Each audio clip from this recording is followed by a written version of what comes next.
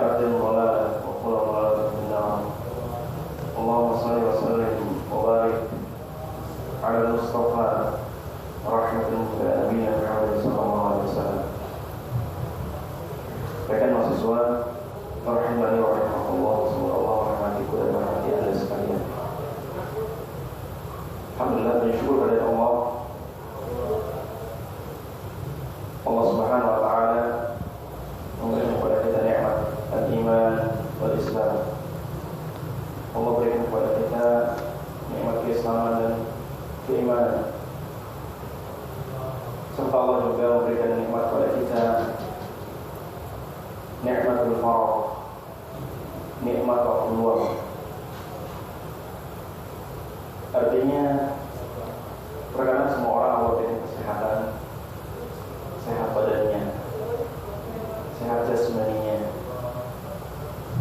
tetapi rohnya sakit, rohaninya sakit, jiwanya sakit. Sehingga terkadang kalau orang rohnya sakit, itu kondisinya lebih parah daripada yang badannya sakit. Kalau orang badannya sakit, tetapi jiwanya sehat, maka kondisi dia sakit, kondisi badannya sakit tidak akan menjadikan dia surut untuk beribadah kepada Allah. Tidak akan menjadikan dia surut untuk memanfaatkan waktu-waktu luang. Kenapa? Karena yang sakit hanya badannya, bukan jiwa.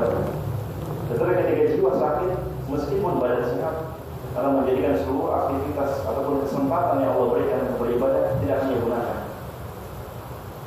Makanya orang-orang yang sakit jiwanya itu yang dibawa orang kafir, yang mereka jasmani sehat, tetapi ruhnya sakit dan bahkan mati. Sehingga penyesalan orang-orang seperti ini menyesal ketika di hari kiamat. Sehingga di antara mereka bahkan mereka mengatakan, ya Allah bagikan kata-kata mereka kepada mereka pada hari kiamat. Wa yaqulul kafiru ya laitani kuntu turaba. Mereka mengatakan, alangkah celakanya aku, duhai, celakanya aku. Sekiranya aku dulu waktu di dunia itu hanya sebongkah tanah, hanya sebongkah tanah yang tidak akan ditanya dari kiamat. Karena tanah tidak akan ditanya oleh Allah dari kiamat. Tanah tidak akan dihisab, binatang-binatang tidak akan dihisab, pepohonan tidak akan dihisab. Yang dihisab adalah jin dan manusia. Kenapa mereka menyesal? Karena ternyata ketika di dunia tidak memanfaatkan waktunya untuk beribadah kepada Allah, bahkan tidak menjadikan mereka beriman kepada Allah Subhanahu wa Ta'ala. Detik tadi ini saya sedikit dapat melihat suatu berita atau suatu ocehan omongan orang-orang yang tak berilmu. Ada kebetulan ada teman lihat saya sedikit bahwasanya ada di antara orang-orang yang katanya sok cendekiawan, sok cerdas. Artinya merasa dia sudah cerdas masuk agama, tetapi kalau ngomong melantur. Artinya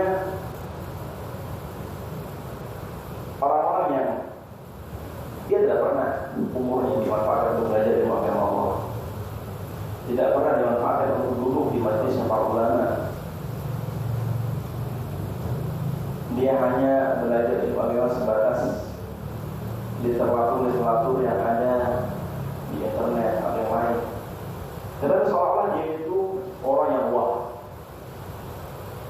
Dan ini penyakit. Ini penyakit. Artinya kenapa saya kenal penyakit? Karena inilah orang-orang yang kata ulama, al-jahilu la ya'rif annahu jahil. Orang bodoh tetapi tidak tahu kebodohannya. Kalau orang seperti ini otomatis yang merasa lebih pintar. Kalau orang bodoh kan kebodohannya itu ringan. Sebagaimana ulama, al-jahlul basir, kebodohan yang ringan itu orang yang bodoh tahu kalau dirinya bodoh. Ini lebih selamat. Ini lebih selamat. Bahkan orang seperti ini kalau diingatkan akan menerima. Tetapi dari orang-orang yang jahil murkab, jahal kuadrat, bodoh kuadrat, artinya orang dia bodoh, hakikatnya dia bodoh, tetapi dia tidak tahu bahwa dirinya bodoh. Maka orang seperti ini biasanya apapun dari manapun sumber nasihat sampai dari Allah, kalau Allah, kalau Rasul nggak akan diterima. Nah, nggak akan diterima. Kenapa? Karena hati sakit. Dia tidak tahu dirinya bodoh, merasa pintar. Ikhwan, ini Allah Subhanahu wa Ta'ala. Kita di hadapan Allah semuanya sama. Yang membedakan kita di hadapan Allah beda itu apa? Takwa. Saya, Anda, siapa saja di hadapan Allah sama. Artinya sama kedudukan hamba, kita seorang hamba. Tetapi perbedaan kedudukan kita di sisi Allah yang membedakan adalah takwa, ketakwaan kepada Allah Subhanahu wa Ta'ala. Cuma ketakwaan itu pula akan lahir, akan tumbuh dari jiwa seseorang ketika orang tersebut di atas ilmu. Tidak mungkin orang jahil bertakwa. Kalau orang bertakwa asal-asalan dan nilai takwanya nihil. Kenapa? Karena ibadah itu butuh ilmu. Kalian sihat? Yang pasti sampaikan bahwa dalam setiap manusia memiliki 3 unsur. Masih ingat kan? Atau sudah lupa? Atau sudah lupa? Siapa yang ingat? Sebutkan satu, 2, 3. Yang pertama unsur apa? Jasmani atau jasad. Yang kedua, akliyah, akal kita.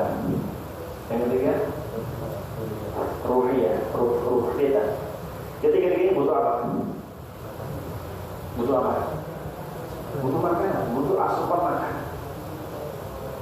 Adapun unsur pertama apa? Jasad. Karena yakinnya, kalian yakin. Sampai pun orang bodoh, bahkan orang gila sekalipun paham nggak bahwa tubuhnya memerlukan makanan. Makan. Tetapi ada unsur yang kedua dan ketiga, yang kebanyakan hampir terbesar manusia ghafilun, lalai kalau unsur akliyah dan ruhiyahnya butuh makanan. Apa makanan akal kita? Ilmu fisika, geologi, arsitektur, apa maksud? Karena bertanya karena kalian saudara saya se-Islam, tidak bertanya kepada orang luar Islam. Apa makanan kita? Makanan akal. Mas, yang belakangnya yang berbeda, coba. Mana? Kamu. Jadi tadi kan mulutnya yang terus nggak dengar apa maksud. Quran maksudnya apa?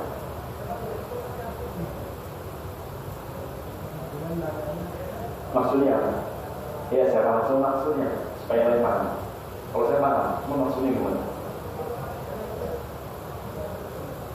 Maksudnya akan kita butuh ilmu agama Allah Subhanahu. Kenapa sekarang dulu? Karena ketika orang secerdas apapun, profesor apapun, ketika dia tidak mempunyai basic ilmu agama dan akalnya, maka orang seperti ini kalau ngomong akan memantul ngomong. Akan memantul. Sedikit sekali orang yang betul-betul jujur dengan ilmunya menjadikan dia akan melakukan kebesaran Allah Subhanahu wa taala sedikit. Jadi itu orang jujur biasanya. Yang menyebabkan mereka mendapat hidayah masuk Islam biasanya. Berapa banyak orang itu menggunakan ilmuwan-ilmuwan yang orang kafir, yang seluruh waktunya dia memang agama Islam. Tetapi karena dia betul-betul mencari kebenaran dengan mengaitkan apa yang menjadi penelitian bagi bidang studi dia, yang menyebabkannya mau nggak mau bosan ini semua adalah ciptaan Allah Subhanahu wa taala. Tidak mungkin ciptaan Allah akan disekutukan oleh hamba mereka. Jadi itu adalah Allah Subhanahu wa taala.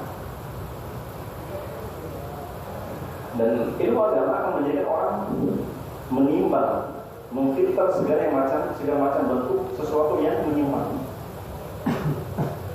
Ilmu agama Allah. Dan yang ketiga apa? Unsur ruh kita. Apa makanan unsur ruh kita? Apa? Ibadah. Dan tentunya ibadah yang menjadi makanan ruh kita akan benar ketika ibadah kita dilandasi di atas makanannya akal apa? Ilmu agama. Ilmu agama Allah. Ilmu agama Allah. Maka ini yang menjadikan seluruh aktivitas manusia siapa saja ketika dia memperhatikan tiga unsur tersebut, maka salimat zahiruhu wa batinuhu, dia akan selamat zahir dan batin. Secara zahir dia selamat dari kesehatannya, dari penyakit dan sebagainya, dan secara batin sehat akalnya, pikiran hatinya dari apa? Pemikiran rancu atau pemahaman rancu atau ibadah-ibadah yang tidak berdasarkan ilmu akan selamat. Ikhwan yang Allah Subhanahu wa taala, pada pertemuan yang lalu di kajian kita Syarah Arba'in Nawawiyah, kita telah membahas hadis pertama yang berbicara tentang apa? Niat. Apa itu niat? Niat adalah apa? Segala sesuatu yang menjadikan langkah seseorang untuk mengerjakannya. Artinya keinginan untuk mengerjakan segala aktivitas, baik aktivitas yang sifatnya ibadah maupun non-ibadah. Apakah orang yang mengerjakan sesuatu yang sifatnya gak ada niat? Orang mau BAB ke toilet, ada niat nggak? Ada, nggak mungkin nggak ada. Ya kan? Semuanya ada. Ada semuanya. Dan sebagaimana disebut oleh para ulama bahwasanya niat itu letaknya di hati. Makanya tidak ada dalil dari hadis Nabi SAW maupun dari para sahabat berupa athar, tidak ada menjelaskan dari mereka dan dari Rasulullah SAW tentang melafalkan niat. Karena niat tempatnya bukan di lisan tetapi di hati, jauh di dalam sini. Yang tidak butuh melafalkannya. Dan memang Rasulullah tidak pernah melafalkannya dalam ibadah-ibadah beliau. Rasul tidak pernah nawaitu, somagodin, usolli, tidak ada. Kalaupun ada, nggak mungkin para sahabat Nabi menyembunyikan, nggak mungkin. Kalau para sahabat Nabi udul, orangnya adil, nggak mungkin menyembunyikan satu hadis ketika mereka tahu untuk tidak disampaikan kepada umat, nggak mungkin.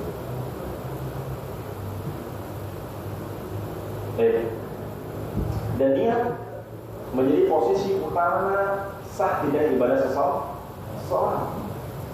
Dan karena niat pula menjadikan amal yang kecil menjadi besar di sisi Allah. Begitu juga sebaliknya, berapa banyak amalan yang ringan, kecil, bahkan mungkin tidak dipandang oleh manusia, tetapi itu adalah ibadah yang dicontoh oleh nabinya, kemudian dia niatkan dari Allah akan menjadi pahala yang besar di sisi Allah Subhanahu wa taala. Maka hukumnya adalah niat.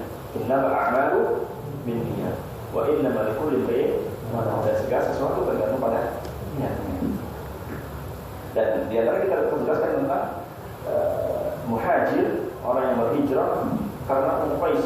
Makanya muhajir Qais, orang yang berhijrah karena pengen cari wanita. Berhijrah tapi dia bukan karena mentaati Allah dan Rasul, tetapi karena pengen menikahi seorang wanita muhajir yang ikut berhijrah bersama Nabi, yang dia adalah namanya Ummu Qais. Dan sudah kita jelaskan pada lebar, maka kita sekarang akan masuk kepada pembahasan hadis yang kedua,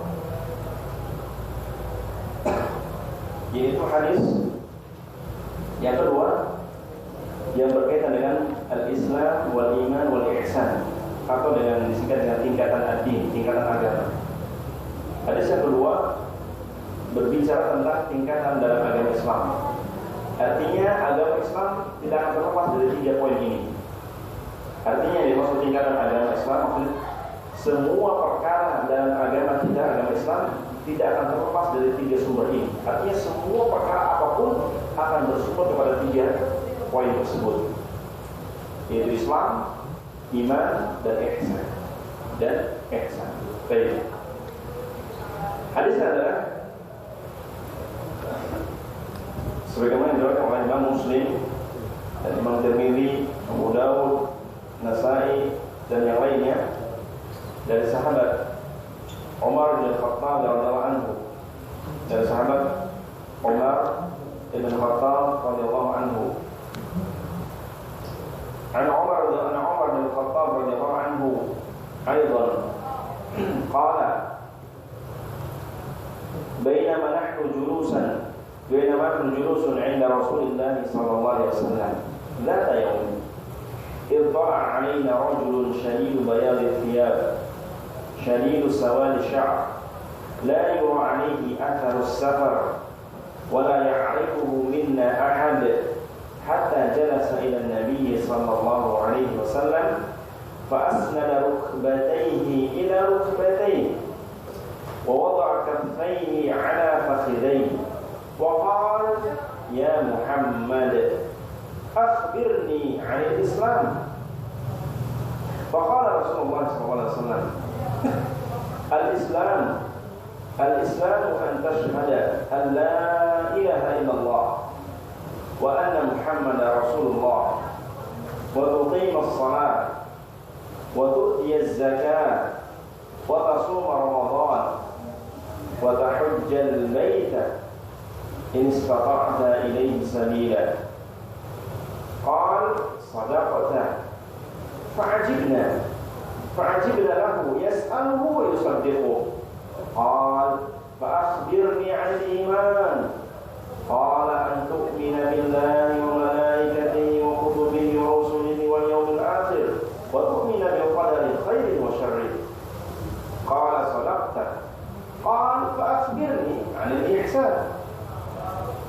فأخبرني عن الإحسان. قال أن تعبد الله كأنك تراه فإن لم تكن تراه فإنه يراك. قال فأخبرني عن الساعة. قال ما المسؤول عنها بأعلم من السائل. قال فأخبرني عن أماراتها. قال أن تلد الأمة ربتها وأن ترى الحفاة العراة العالة رعاء الشاء يتطاولون في البنيان. ثم انطلق فلبثت مليا ثم قال يا عمر أتدري من السائل؟ قلت الله ورسوله أعلم. قال فإنه جبريل آتاكم يعلمكم دينكم. رواه مسلم وغيره. Hadis ini dari sahabat Umar bin Khattab radhiyallahu anhu. Qala, beliau berkata. Jadi kata Umar yang merasakan hadis ini siapa? Umar bin Khattab radhiyallahu anhu. Kata Umar, "Bainama nahnu julusun." Ketika kami duduk-duduk. Di mana? Masjid Nabawi. Kata Umar, ketika kami duduk-duduk, ketika kami sedang duduk-duduk, berarti bersama siapa? Bersama para sahabat yang lain. Bainama nahnu julus, ketika kami duduk-duduk bersama sahabat yang lain. Inda Rasulullah, artinya di sisi Rasulullah. Berarti di situ ada Rasulullah. Data yang ketika di suatu hari, maksudnya ketika kami duduk bersama Rasulullah dan para sahabat yang lain pada suatu hari. Ittala alaina, tiba-tiba muncul, nongol. Ketika kami duduk bersama sahabat yang Rasulullah Masjid Nabawi, tiba-tiba muncul nongol seseorang, orang laki-laki. Ittala alaina rajulun, tiba-tiba datang seorang laki-laki. Yang diceritakan oleh Umar, syadidul bayadil thiyab. Orang laki-laki yang tiba-tiba muncul ini berpakaian yang sangat putih. Artinya betul-betul nggak ada pakaian lain, pakai pakaian putih. Bahkan sangat putih, nggak putih pucat, nggak putih burem, nggak putih macam-macam. Putih dan sangat putih dan bersih. Kemudian kata Umar, bahkan syadidul sawad sya'ri. Rambutnya rapi dan mengkilat hitam. Mengkilat hitam artinya betul-betul rapi. Mungkin orang bilang kayak di TikTok lah ya. Betul-betul nampak hitamnya tanpa ada merah sedikit. Karena syadid sangat-sangat hitam. Kata Umar, syadid sama disa'ad. La yura alaihi atharu safar. Bahkan orang laki-laki ini tidak ada ciri-ciri bekas orang bepergian. Artinya orang ini bukan orang jauh, pasti orang dekat. Kenapa? Nggak ada tanda-tanda bepergian, nggak ada tanda keringat, nggak ada bau kecut, nggak ada bau macam-macam. Pokoknya orang ini betul-betul bersih, rapi, pokoknya nyentrik lah. Berarti kalau orang seperti itu berarti orang jauh, orang dekat. La yura alaihi atharu safar, dia kelihatan ini orang dari hasil bepergian. Tetapi yang jadi masalah kata Umar, wala ya'rifu minna. Enggak ada satupun di antara sahabat termasuk Umar yang kenal itu orang. Sudah tanya Pak, baju hitam, bajunya apa? Putih banget, rambut atas sisir rapi dan hitam, pekat. Enggak ada tanda-tanda safar. Kalau tanda safar itu orang dekat. Cuma kok enggak ada satupun para sahabat yang mengenali orang ini. Wala ya'rifu minna ahad. Enggak ada salah satu di antara kami yang mengenal orang ini. Bahkan yang lebih mengatakan tiba-tiba hatta jalasa ilan nabiyyi, sampai dia duduk di hadapan Nabi. Bahkan ini lagi ngayu, lagi kumpul Nabi di hadapan, dikumpul orang-orang. Makanya apa itu sebenarnya mutar. Seperti itu. Nah, orang yang laki-laki muncul, nggak dikenal satupun di antara jamaah. Kira-kira kalau lagi ini, itu orang muncul. Satu di antara nggak ada satupun yang kenal. Dia bilang sepuluh dari mana? Ustaz itu. Kira-kira mau mengatakan nggak bagi kalian? Aneh gimana? Nah, ini sama. Apa yang dirasakan sahabat seperti itu aneh.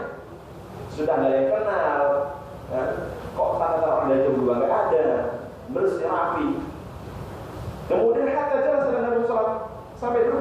Nabi fa'asnada rukbatayhi ila rukbatayhi. Kemudian menyandarkan kedua lututnya bersama dua lutut Nabi. Artinya betul-betul dua lututnya disandarkan ditempelkan pada dua lutut Nabi Muhammad SAW.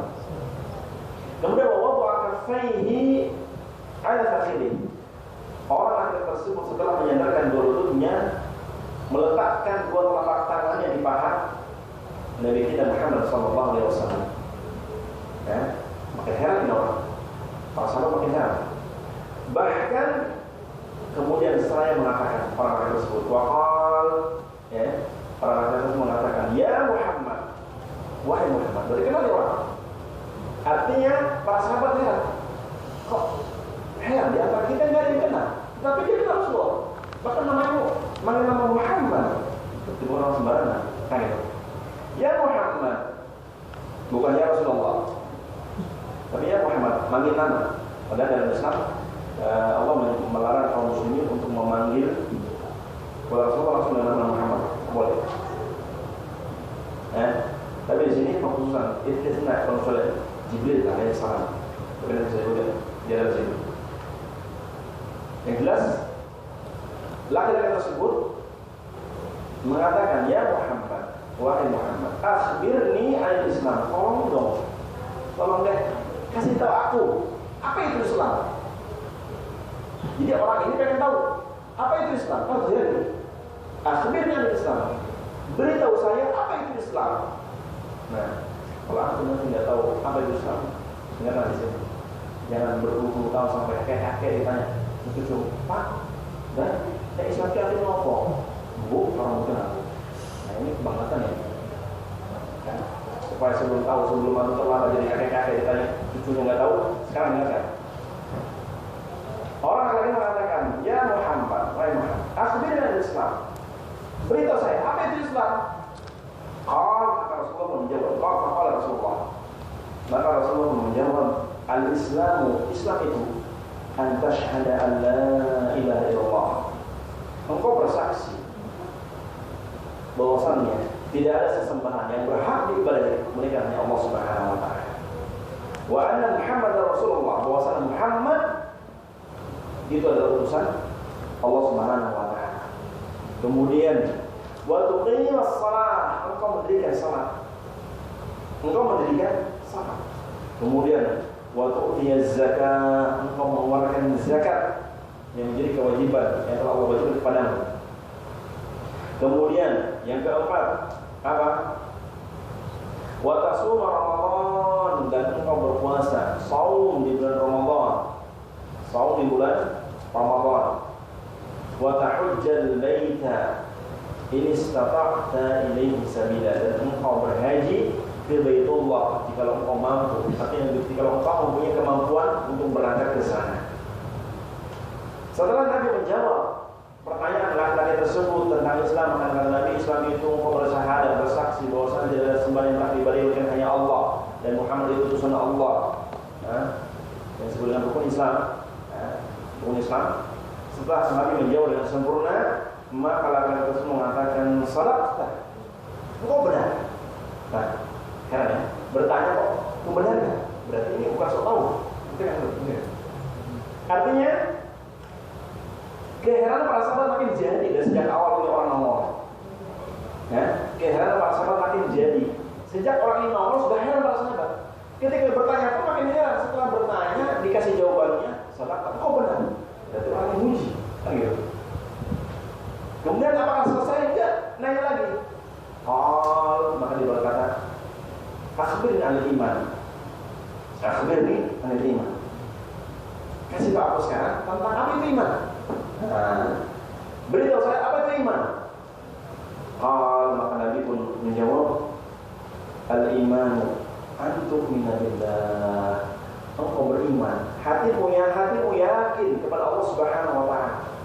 Yakin akan wujud Allah, yakin akan rububiyah Allah, yakin akan uluhiyah Allah, yakin dan yakin akan penetapan nama-nama dan sifat Allah Subhanahu wa taala. Ini perincian. Tadi saya jelaskan. Intinya dia beriman kepada Allah. Kemudian waktu diubah malaikatnya, kau beriman kepada para malaikat Allah. Dan malaikat Allah banyak sekali. Kemudian ketiga kata Nabi, wa apa? Wa kutubihi. Engkau beriman kepada kitab-kitab Allah. Ya Allah turunkan. Atau kitab yang disebut dengan kitab samawiyah. Kitab-kitab yang turun dari langit. Wa rusulihi, dan engkau beriman kepada para rasul-rasul Allah. Rasul Allah banyak jumlahnya. Kemudian wal yaumil akhir, dan engkau pun beriman kepada hari akhir. Hari berapa? Hari akhir, hari kiamat. Kemudian yang terakhir kata Nabi, wa tu'mina, dan engkau beriman bil qadari, terhadap ketentuan Allah, terhadap takdir Allah, khairihi, baik takdir yang baik, wa syarri, ataupun takdir Allah yang buruk. Artinya ketentuan Allah itu ada yang baik, ada yang buruk. Semuanya harus kita imani, jangan diingkari. Kemudian setelah Nabi menjawab selesai, laki-laki tersebut pun mengatakan dan langsung menimpali, sadaqta, kau benar. Makin heran para sahabat. Bertanya kedepannya, ternyata seru mau membenarkan. Kemudian apa selesai? Tidak. Maka orang laki-laki tersebut mengatakan, qal fa akhbirni an ihsan. Kalau gitu sekarang kasih tahu aku tentang apa itu ihsan. Qala, maka Nabi pun mengatakan, ihsan itu an ta'budallaha, engkau beribadah kepada Allah, ka'annaka tarahu, tetapi kondisimu ketika beribadah seolah-olah kau bisa melihat Allah. Ka'annaka tarahu, seolah-olah kau bisa melihat Allah. Berarti apa? Mau kondisikan ya? Bukan berarti bisa melihat Allah. Karena nggak mungkin lah. Orang ini bisa melihat Allah, nggak mungkin. Nah, ini rahasia Allah. Kalau orang bisa melihat Allah dunia, nggak ada lagi apa? Nggak ada apa namanya? Tidak, dia tidak sah iman kepada Allah yang perkara baik. Karena Allah baik. Nanti sudah perinciannya. Nah, ketika engkau beribadah seolah-olah ka'annaka, seolah-olah engkau tahu, engkau melihat Allah. Artinya seolah-olah ada di hadapan dan lihat ibadah dia. Fa in lam takun tara, kalau engkau tidak bisa kondisi ketika beribadah seperti itu, fa'lam, ketahuilah,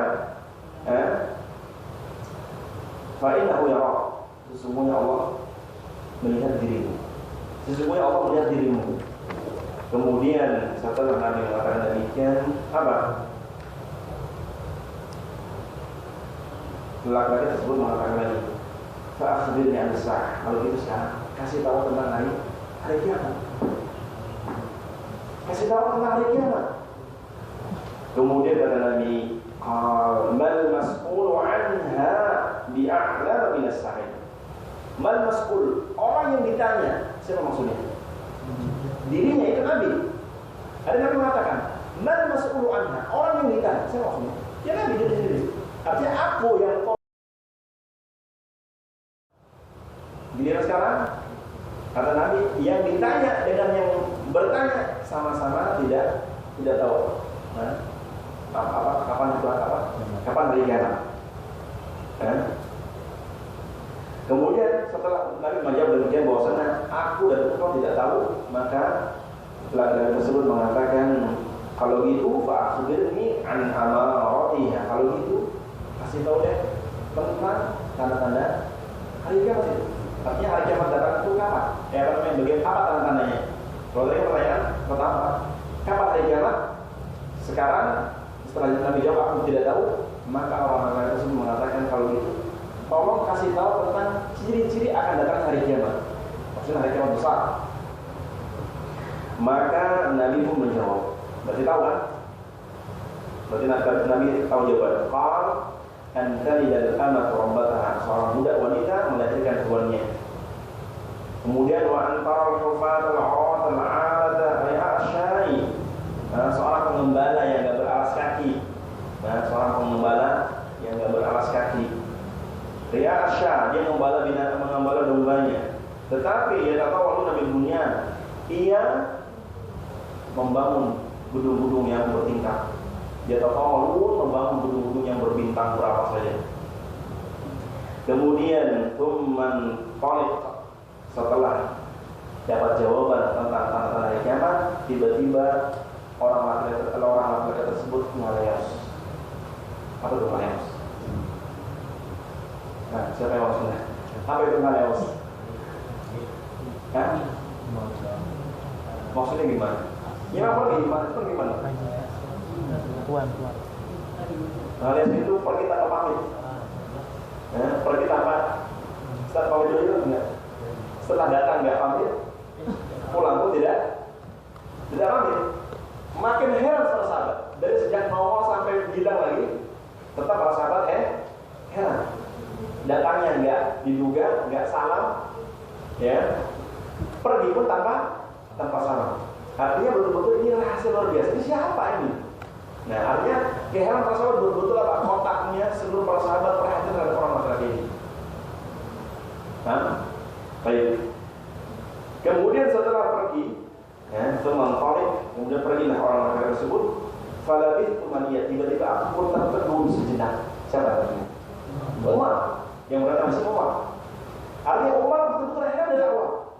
Orang datang enggak bisa, namanya datang betul tiba-tiba datang, enggak ada yang kenal, pakainya bersih, rambutnya hitam, bertanya, terus membenarkan, ditanya hari kiamat, dia nggak tahu, nanya lagi ciri-cirinya, setelah itu tiba-tiba pergi begitu saja. Heran, Umar pikir, siapa ini orang? Iya. Nah, apa yang menjadi benarnya Umar? Nanti pun melihat belajar Umar seperti itu, karena Nabi nanti baru mengatakan, ya Umar, hai Umar, kata dari mana saya? Tahukah engkau siapa yang bertanya tadi? Nah, gitu ya. Berarti kan betul-betul membuyarkan keadaan Umar yang sedang berpikir dan para sahabat yang lain. Tahukah engkau siapa yang bertanya tadi, yang datang pada kita dan bertanya kepada aku tentang Islam, iman, ihsan, hari kiamat, tentang tanda-tandanya? Kemudian kata Umar, fakultu, aku pun mengatakan, Allah wa Rasulullah. Perhatikan ada pasangan. Ketika dia ditanya, dia tahu jawabannya Rasulullah, kata sahabat, Allah wa Rasulullah. Allah dan Rasulnya yang paling tahu siapa orang tadi.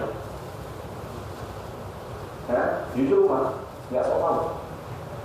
Akhirnya setelah mendengar demikian, maka Nabi mengatakan, fa innahu Jibril. Sesungguhnya tadi itu malaikat Jibril.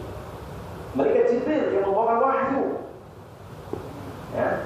Fa innahu Jibril yang menyerupai sebagai seorang laki-laki. Enggak mungkin Jibril menyerupai sebagai wanita, enggak mungkin. Kalau wanita fitnah. Laki-laki. Nah, tujuannya apa datang? Tujuannya kata Rasulullah, liyu'allimakum dinakum, datang kepada kalian, maksudnya kepada Umar dan para sahabat yang lain, apa yu'allimakum, mengajari kepada kalian tentang agama kalian. Berarti di sini banyak faedah yang akan kita uraikan insyaallah. Bahwasannya datangnya malaikat Jibril yang menyerupai sebagai seorang laki-laki yang hitam pekat rambutnya, bersih pakaiannya, bertanya, ternyata tujuan untuk mengajarkan kepada para sahabat bagaimana ataupun apa inti ajaran Islam. Ikhwan yang Allah Subhanahu wa taala.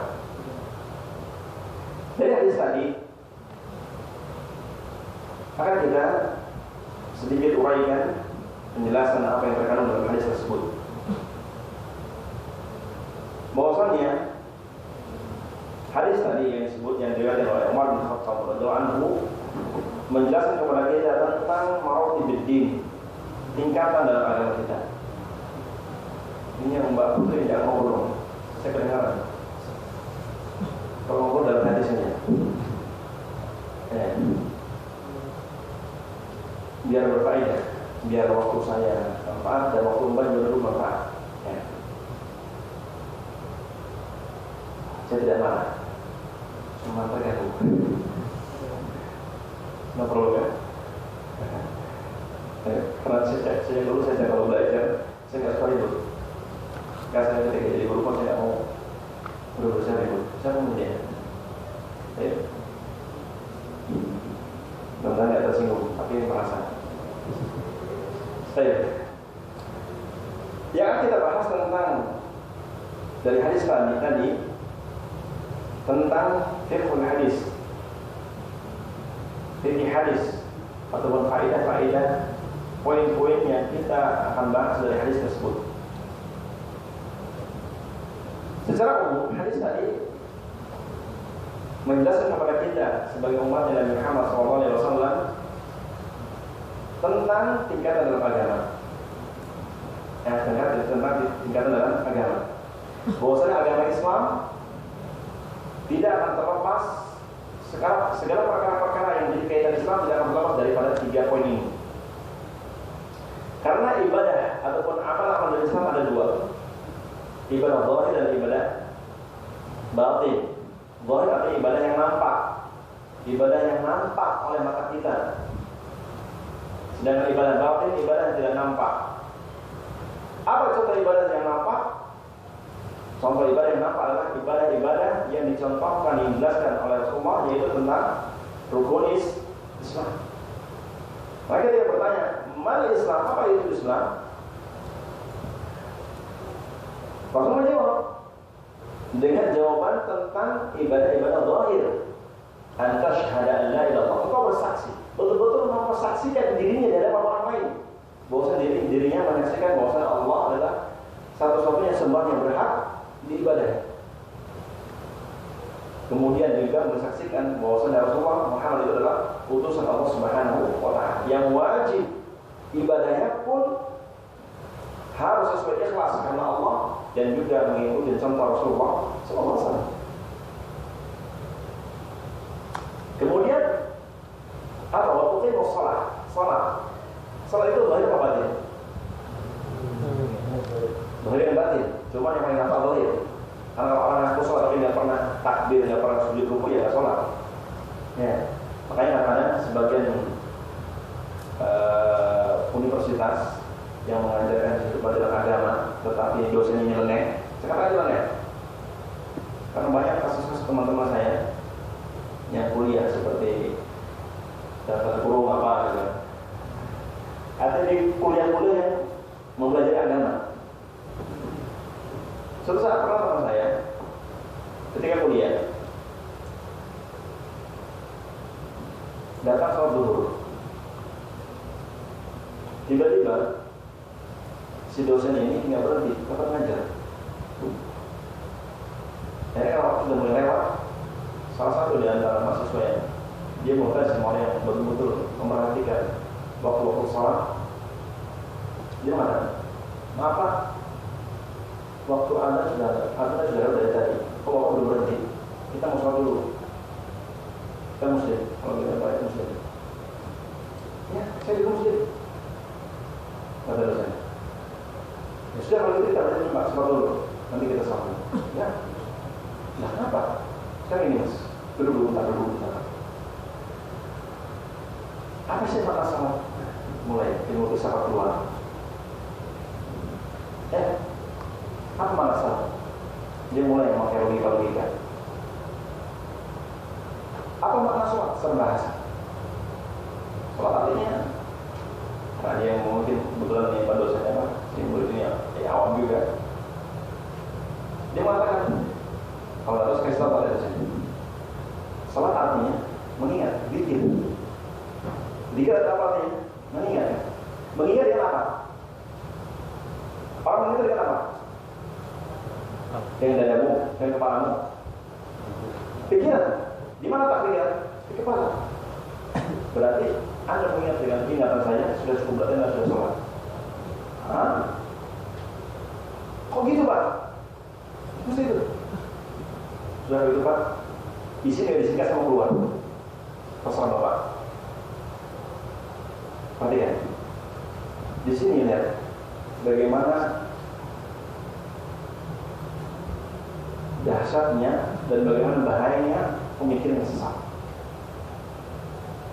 Dan itu hanya akan bisa diketahui bagi orang yang punya ilmu agama kuat, yang punya basic agama.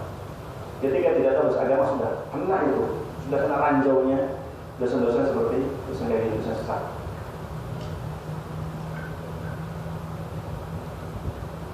Memang sekilas kayak benar, ya, kayak benar. Memang sudah artinya dia mengingat. Cuma masalahnya, apa fungsinya kalau Anda memahami sholat sebatas mengingatkan? Apakah pernah masalahnya Rasulullah SAW mengajarkan kita sholat itu dengan ingatan saja? Nggak ada ruku sujud, nggak bangkit cara air wudhu. Pernah seperti Rasulullah? Duduk dia aja diam, bersemedi di kamarnya. Aku sudah sholat. Nggak ada. Rasulullah sebagai utusan Allah nggak pernah mengajari kita sholat itu duduk diam-diam mengingat saja, nggak ada. Kenapa? Karena sholat itu ibadah dohir, butuh pernyataan, butuh dia ngambil air wudu, pegang, menghadap kiblat sebagainya, baru dikatakan dia sholat. Kalau orang saya sudah sholat, di mana engkau sholat? Pokoknya awal-awal ada teman satu asrama berkawas pokoknya. Dari malam tidur menepuk, ya? Pulang dari kuliah masih tidur. Jam berapa? Jam 1 pokoknya. Bangun, kamu belum sholat subuh. Udah, kapan? Tadi subuh mana? Buang seminggu tuh nggak pernah bergeser itu, bantal di situ. Kenapa kita akan demikian? Kamu belum sholat sebentar. Kita akan gitu kenapa? Karena sholat itu butuh nyata, real. Iya kan? Iya kan? Ya. Makanya sholat itu ibadah dohir yang nampak. Makanya kita pun mengumpulkan orang mukmin bukan mukmin, muslim bukan muslim dari mana? Dari dohir, dari ibadah dohir. Seperti yang Nabi katakan, al-ahdu ladzi bainana wa bainahum as-shalah. Perbedaan antara kita dan orang kafir adalah apa? Masalah salat. Faman tarakana faqad kafar, barang siapa meninggalkan salat, maka telah kufur. Nah, ini jelas. Artinya barang siapa meninggalkan salat, benar. Kemudian juga ibadah seperti apa? Zakat. Zakat boleh apa batin? Lahir. Dengan apa zakat? Dengan harta. Harta apa tidak apa? Manfaat. Dengan beras, bahan pokok. Ya. Makanya zakat ibadah ini pun kaitannya dengan kemampuan. Tetapi tidak secara mutlak, maksudnya tidak secara mutlak. Ya. Seperti sholat tadi sholatnya. Ketika orang sholat tidak bisa berdiri, maka gimana? Ketika nggak bisa duduk, berbaring. Ketika bisa berbaring, miring ke kanan. Kalau nggak bisa, miring ke kanan. Ketika miring tidak bisa, kalau nggak bisa, dengan apa? Isyarat. Isyarat nggak bisa? Isyarat dengan hati kan? Dengan hati nggak pula. Mungkin yang mampu ya, dengan hati. Ketika hati nggak bisa, ya sudah disolatkan. Mampu. Iya nggak? Kan gitu. Ketika Anda tidak bisa sholat, disuruh duduk, berdiri nggak bisa, duduk nggak bisa, baring nggak bisa, pelantang nggak bisa, ini nggak kanan nggak bisa, ya? Di atas kursi nggak bisa, isyarat nggak bisa, sudah sediakan kayak kapan belikan, ya? Kalau Anda ternyata beli sholat, terus kok nggak mau, ya? Nggak bisa, sini, Anda beli ini, sedekah ini, belikan kapan gitu. Karena orang Islam itu perlu sholat. Ibadah dohir yang nampak. Kemudian zakat juga seperti itu. Haji juga sama. Ramadhan puasa juga sama. Yang dohir apa namanya? Dohir ini ya. Walaupun ada kaitan batin, tetapi ini di dohir. Karena kalau mengaku saja tetapi nggak ada real nyatanya juga nggak sah. Kemudian haji juga sama. Haji butuh yang nampak. Antum keluarkan hartanya, berangkat ke Mekah. Di Mekah pun bukan di hotel terus, keluar, tawaf, sa'i, ke Mina, maghrib di Mina, tarawih, kemudian ke Arafah sampai tenggelam matahari. Setelah itu maghrib di Muzdalifah, setelah itu besok paginya lempar Jamratul Aqabah, setelah itu ke Mina lagi, ingat 3 hari 3 malam. Setiap harinya melempar jumroh dan seterusnya. Ibadah yang perlu butuh dengan perbuatan zahir. Dia bisa sudah haji. Nah apa? Tadi di kamar. Bahlul mau kamar. Ini seperti orang sufi. Orang sufi yang berkesan dengan kopak. Kalau ditanya orang itu biasanya pembahasan sufi. Sudah Pak. Sudah, apa Mekah? Ya Mekah dari mana? Mau dari kamar aja di Mekah. Perlu saya pergi katanya. Insya Allah. Berarti dia bisa memainkan terus. Itu kan ada Allah Subhanahu wa Ta'ala. Berarti ibadah-ibadah zahir itu bermula pada rukun Islam.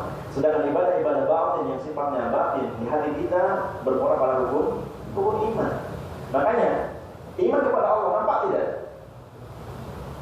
Antum pemain ketika kalian berjalan di pinggir jalan, di jalan undi di sini, kamu sini, ada orang berjalan, laki pemain. Kira-kira kamu tahu nggak hati orang ini hatinya beriman apa nggak? Kalian nggak kenal, nggak tahu siapa dia, nggak pernah kenal sebelumnya, dari dulu nggak pernah kenal, ketemu di jalan. Bisa nggak kalau lihat orang beriman atau bukan? Tahu nggak?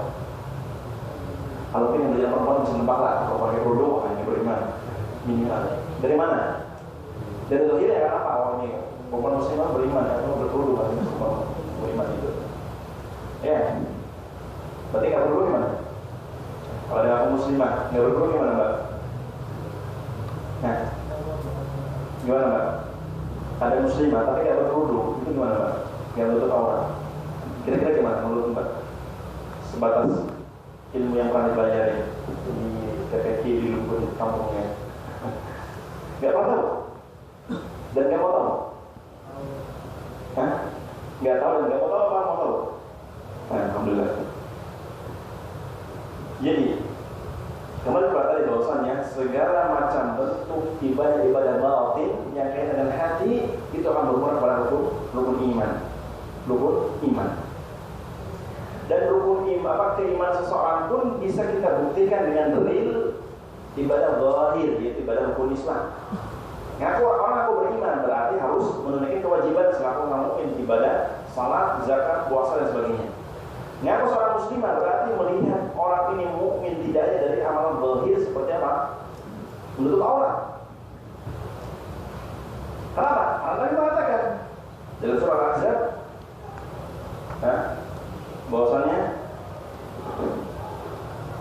qul gimana surah Al-Ahzab ayatnya berapa?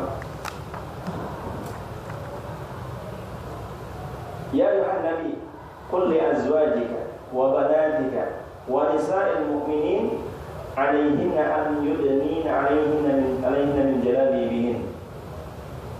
Wahai orang beriman, wahai nabi, katakan kepada istri-istrimu, karena Nabi juga sudah istri. Allah mengatakan,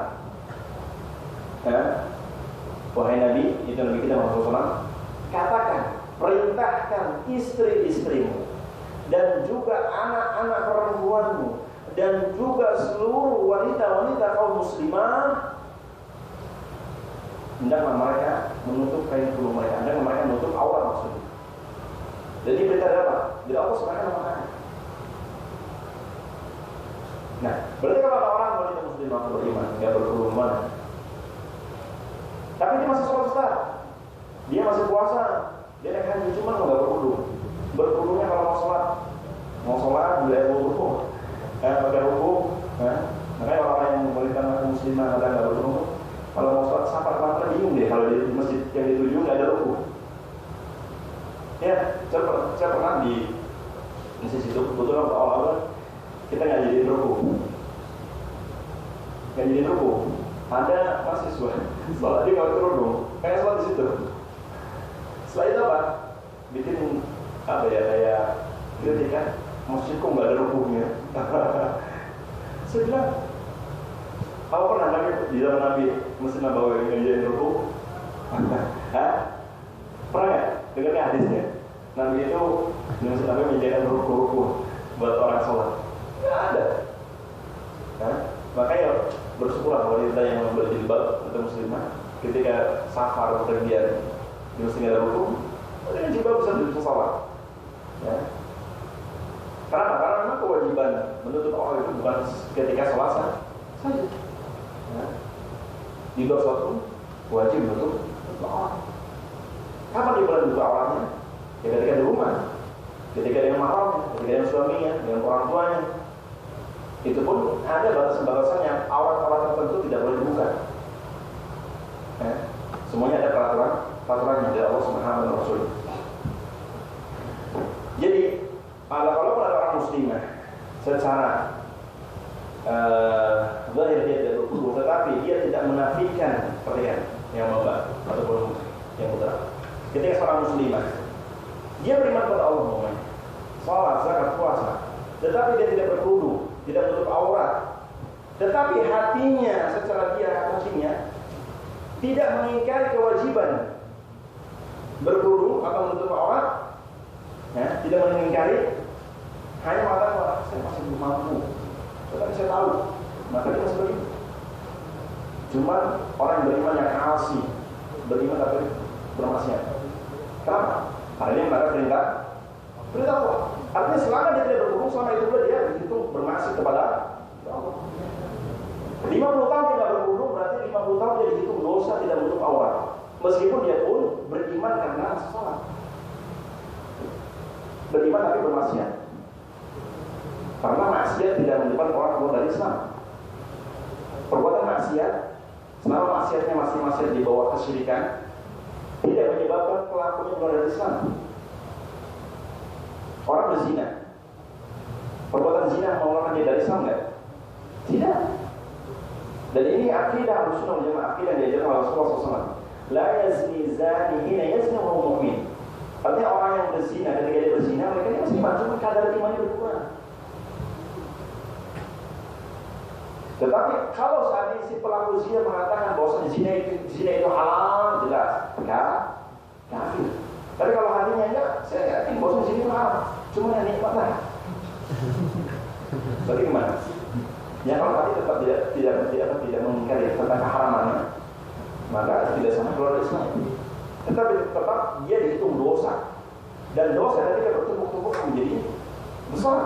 Sanggupkah Anda satu hari diazab oleh Allah? Ia kata Allah bahwasannya hitungan hari dari dia di akhirat itu 50.000 tahun di dunia. Satu hari di akhirat 50.000 tahun di dunia. Sampai kalau Quran di dunia 50.000 tahun? Sampai ada? Hah? Sanggup mana? 1 detik atau 1 menit megang api? 1 detik atau 1 menit? 1 detik masih bisa ya? 1 menit megang bara api. Nah ini kalau 1 hari. Dan hari ini hitungan akhirat. Yang Allah terhadap orang ini sesuai dengan kadar dosanya. Karena Allah Maha Adil. Wa insya'a ghafara lahu. Kalau Allah berkehendak, maka Allah akan ampuni dosa-dosanya. Artinya selamat dia. Cuma enggak ada yang tahu kan tentang manusia itu. Iya kan? Baik. Paham nggak sekarang anda tahu ilmunya? Wanita muslimah yang tidak menutup aurat selama dia tidak mengingkari kewajiban berhijab menutup aurat, maka dia tidak keluar dari Islam. Cuma al-muslimah asiyah, seorang muslimah yang pelaku maksiat, dan dihitung sampai kapanpun dia tidak menutup aurat, dihitung dia dosa oleh Allah Subhanahu wa Ta'ala.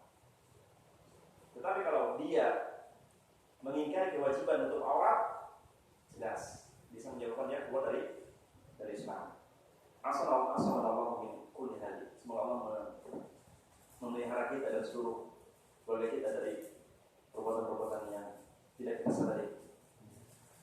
Selanjutnya tentang ihsan. Kita masih bicara umum. Enggak selesai sekarang, lanjutkan lagi. Ihsan. Ihsan itu apa? Tadi kata Rasulullah, anta abudallaha ka'annaka tarahu. Itu engkau beribadah kepada Allah seolah engkau bisa melihat Allah. Artinya di sini puncak orang yang betul-betul ibadahnya lillahi ta'ala, Allah Subhanahu wa ta'ala. Artinya betul-betul orang yang bisa mengkondisikan ketika dia beribadah seolah dia bisa melihat Allah, maka dia sungguh pada derajat orang-orang yang muhsin, yang ibadahnya bersih dan lurus, yang tentunya pasti akan diterima oleh Allah Subhanahu wa ta'ala. Tetapi meski demikian, dia merasa ibadahnya apa? Banyak kekurangan. Tidak merasa, karena kan sudah muhsin. Enggak. Orang semakin muhsin berarti semakin wara', semakin berhati-hati, semakin takut kalau seandainya ibadahnya rusak gara-gara ada hati yang merasa pengen dipuji oleh orang lain. Makanya muhsin ihsan itu kata Rasulullah, anta Allah, ketika kau beribadah kepada Allah, karena katamu, seolah kau bisa melihat Allah. Betul-betul takut, khawatir kalau ibadahnya rusak. Fa'ilam takut tahu. Kalau kau tidak bisa melihat demikian, tidak bisa mengkondisikan demikian, fa'ilam ya Allah, sesungguhnya Allah melihatmu. Ketika ini saja tidak bisa menghadirkan dalam hati kita ketika ibadah bahwasanya Allah melihat kita, sudah. Ibadah masalah apa lagi yang kita cari. Makanya ihsan termasuk tingkatan tertinggi setelah iman dan setelah Islam. Makanya orang ihsan, orang muhsin sudah tentu mukmin dan sudah tentu muslim. Dan orang mukmin belum tentu muhsin dan sudah tentu muslim. Dan orang muslim belum tentu mukmin dan belum tentu muhsin. Paham? Saya ulangi. Orang muhsin sudah tentu mukmin dan sudah tentu muslim. Dan orang mukmin belum tentu muhsin dan belum tentu mukmin dan sudah tentu muslim. Dan orang muslim sudah belum tentu mukmin dan belum tentu muhsin. Apa dalilnya? Kalau seandainya orang muslim itu belum tentu mukmin, dalilnya surah Quran surah Al-Hujurat ayat ke-15 atau 14 lupa. Ada di Al-Quran bukan? Surah Al-Hujurat di juz ke-20 berapa? 27. Di surah Al-Hujurat. Qalat al-a'rabu amanna qul lam tu'minu walakin qulu aslamna walamma yadkhulul imanu fi qulubikum. Ketika datang orang-orang Arab Badui mendatangi Nabi Muhammad SAW, orang-orang Arab Badui ini mengatakan kepada Rasulullah, wahai Rasul, kami sudah beriman. Qalatil a'rabu amanna, kami sudah beriman. Kemudian setelah mendengar demikian, Allah mengatakan kepada Rasulnya, Qul, wahai Rasul, katakan wahai Rasul kepada orang Arab Badui, Qul lam tu'minu, kalian itu belum beriman. Walakin qulu aslam, tetapi katakanlah kami baru Islam. Kami baru Islam. Kenapa? Apa sebabnya? Karena kata Allah, wala ma yadkhulul imanu fi qulubikum, karena keimanan belum masuk ke hati kalian. Baik. Kenapa orang-orang Arab Badui kok seperti itu? Artinya kenapa dikatakan oleh Allah bahwa mereka belum beriman? Orang-orang Arab Badui, mereka adalah orang-orang yang terkenal sangat buruk perangai dan akhlaknya. Dan akhlak dalam Islam termasuk bagian Islam, keimanan. Akhlak termasuk bagian keimanan. Ketika seorang berbicara di hadapan Nabi SAW dengan suara yang keras, lantang, ingin menjadikan penyebab bisa dihapus pahala-pahalanya. Dan surah Al-Hujurat juga. Nah, di ayat pertama kedua. Coba baca. Ya kamu yang sama. Ayat pertama kedua. يا أيها الذين آمنوا لا تقدموا بين يدي الله ورسوله واتقوا الله إن الله سميع عليم. Nah, yang pertama Allah mengatakan la tuqaddimu baina yadayillahi wa rasulih. Artinya, wahai orang beriman, jangan mendahului perkataan seseorang di atas perkataan Allah dan Rasulnya. Lalu ketika Allah Subhanahu wa taala dan Rasul mengatakan satu perkara, kita lebih memilih pendapat pulang, kiai pulang, gus pulang, dosen pulang. Kalau Allah mengatakan seperti demikian, dia mencari jalan yang lain, maka jelas. Ya, dia telah mendahulukan perkataan Allah dan perkataan Allah dan Rasulnya ketimbang yang lain. Artinya telah mendahulukan perkataan selain Allah dan Rasulnya di hadapan kata Allah Rasul. Maka kata Allah, wattaqullah, bertakwalah kepada Allah. Artinya jangan demikian. Hendaklah seorang mukmin itu dijadikan alasan utama, sandaran semua perkataan adalah perkataan Allah dan Rasul. Yang kedua, يا أيها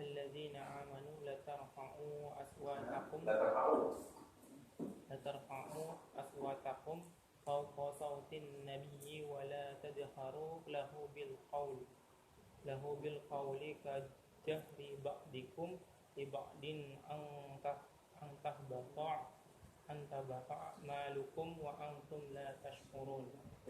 Yang kedua, Allah melarang kita untuk mengangkat suara kita di hadapan suara Nabi. Artinya meneriakkan atau berbicara lantang di hadapan Nabi.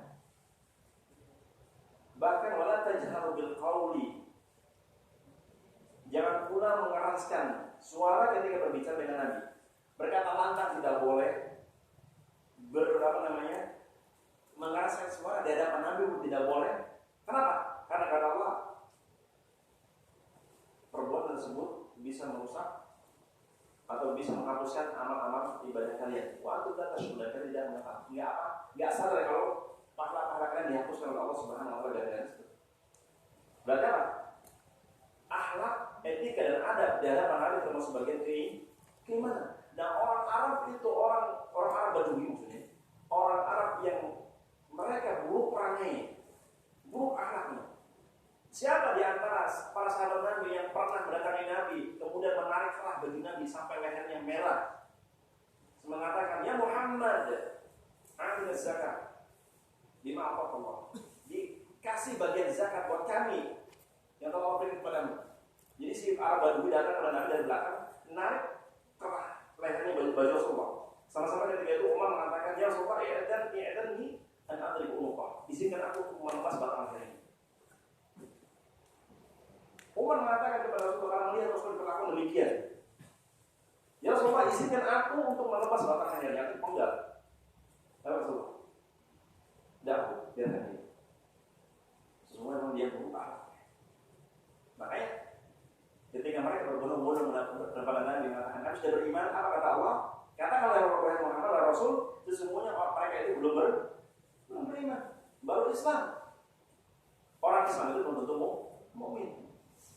Banyak orang yang muslim tetapi ketika ya ayyuhalladzina amanu kutiba alaikumusiyam, merokok pinggir jalan, ngopi pinggir jalan, muslim Pak, muslim. Ya ayuhan Nabi, qul li azwajika, wahai Nabi, katakan kepada istri-istrimu, anak perempuanmu, wanita muslimah, tutuplah jilbab mereka. Tutup orang muslim Pak, muslim. Nah orang berkerudung, belum mampu Mbak. Berarti kan belum mungkin apa belum muslim. Nah, Mbak, kalau ada orang berkerudung, belum tutup aurat, aku mungkin nih. Berarti salah apa benar? Salah. Yang mana? Baru muslim, belum mukmin. Karena apa? Keimanan belum masuk kepada hati orang tersebut. Baik. Sekiranya demikian, insyaallah kita lanjutkan pembahasan penjelasan hadis yang kedua ini masih panjang insyaallah. Dan masih banyak yang perlu saya bahas dari hadis kedua ini karena kandungan manfaat dan faedah begitu banyak. Jadi saya cukupkan untuk bertanya jawab dulu. Yang pertama ini tentang menggerakkan sholat, menyegerakan sholat itu wajib atau tidak gitu. Kalau ada yang berdalil bahwa yang wajib itu adalah sholat sedangkan menyegerakan itu tidak, karena hanya keutamaannya saja. Itu gimana Ustaz? Kita memilih yang mana? Masya Allah. Mudah-mudahan yang bertanya jujur ketidaktahuan. Artinya gini, karena kan orang bertanya berbeda dengan yang nama lalu. Jadi ada yang bertanya, dia tahu, cuma pengen memberitahu temannya. Karena mungkin dia nggak punya kemampuan memberitahu, maka itu bagus. Seperti apa yang aku Jibril. Benar-benar begitu. Atau nggak tahu, pengen tahu, makanya itu berbeda. Jadi intinya menyegerakan sholat adalah perintah dari Allah Subhanahu Wa Taala dan juga perintah Rasulullah SAW. Dan menunda-nunda waktu sholat sampai di akhir waktunya termasuk bentuk kemunafikan. Bentuk kemunafikan. Artinya orang tersebut ketika menunda-nunda waktu sholat, kalau mau sholat di di akhir waktu maka semua orang tersebut ada penyakit munafik dalam hatinya. Artinya dia berdosa, dia berdosa. Munafik. Bahkan kalau berlebihan bisa menjadi diri kan munafik. Etikoni. Tapi tentunya dengan dilihat apakah betul dia mengingkar sholat ataupun kalau masuk seperti itu atau tidak. Dari tentang meninggalkan sholat apa?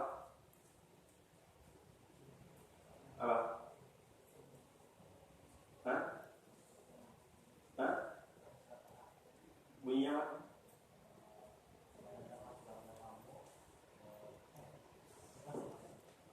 Baik. Surah ayat 32 kalau salah. Ayat 32 ya.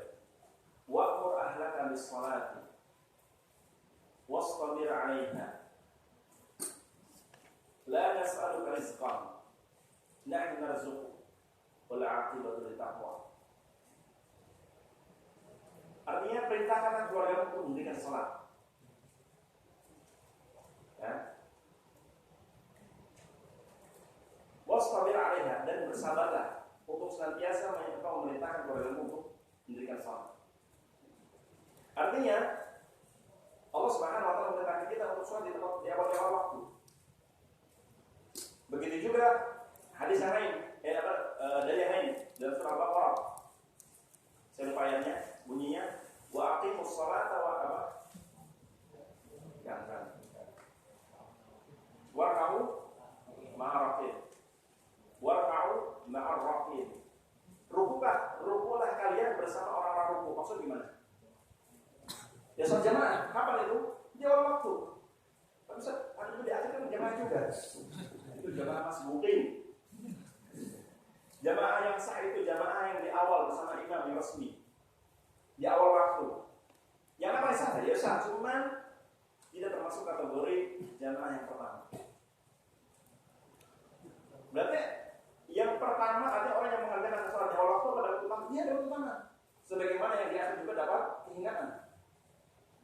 Ya, karena mengatakan sebuah hadis tentang orang yang biasa mengakhirkan sholat itu ataupun yang tidak mau sholat jamaah, ya sholat tapi tidak mau jamaah. Bagi laki-laki maksudnya, bukan perempuan. Perempuan boleh jamaah. Alhamdulillah.